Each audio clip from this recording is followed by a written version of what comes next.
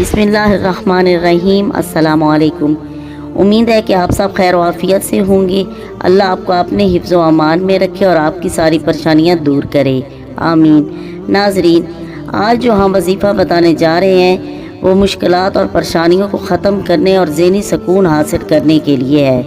नाजरीन, हर इंसान चाहता है कि ज़िंदगी में उसे किसी परेशानी या मुसीबत से न गुज़रना पड़े और जो भी खुदा से मांगे या दिल में चाहे उसकी दुआ फ़ौरन कबूल हो और उसका मकसद जल्दी हल हो।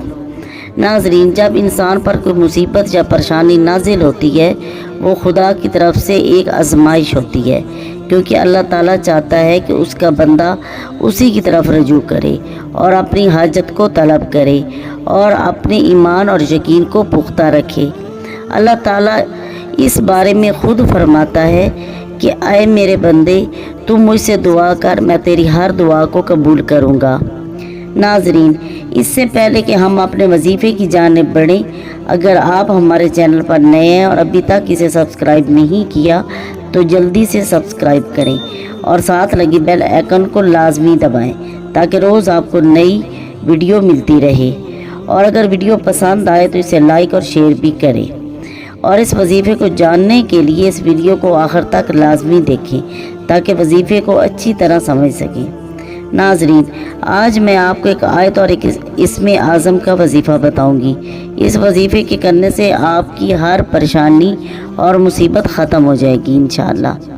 ये जो आयत आपको बताने जा रही हूँ इसको हज़रत अली अलैहिस्सलाम ने इरशाद फरमाया है कि अगर आपको कोई परेशानी या मुसीबत आए और वो ख़त्म ना हो रही हो तो ये आयत आप पढ़ लें, इससे आपकी सारी परेशानियां दूर हो जाएंगी। और वो आयत ये है, हस्बुनल्लाहि व निअमल वकील। इसको दिल में किसी भी नमाज के बाद आपने 500 मरतबा पढ़ना है। और अगर कोई शख्स ज़्यादा परेशानी में मुब्तला हो और उसकी परेशानी जाने का नाम ना ले रही हो तो ऐसा शख्स दिन में जितना हो सके इस आयत मुबारक का कसरत से विर्द करे तो इंशाअल्लाह आपकी हर परेशानी दूर हो जाएगी और मुसीबत भी ख़त्म हो जाएगी। अगर कोई अमल यकीन और भरोसे के साथ किया जाए तो वो काम बआसानी से इंजाम पाता है। नाजरीन, दूसरा अमल इसमें आज़म का है। ये भी बहुत मुजरब अमल है क्योंकि ये अमल इमाम अली रज़ा अलैहिस्सलाम से रिवायत हुआ है। अगर कोई शख्स परेशानी या मुश्किल में फंसा हुआ हो तो उसे चाहिए कि कसरत के साथ इस इसमें आज़म का विर्द करे, या रऊफ़ हो या रहीम हो।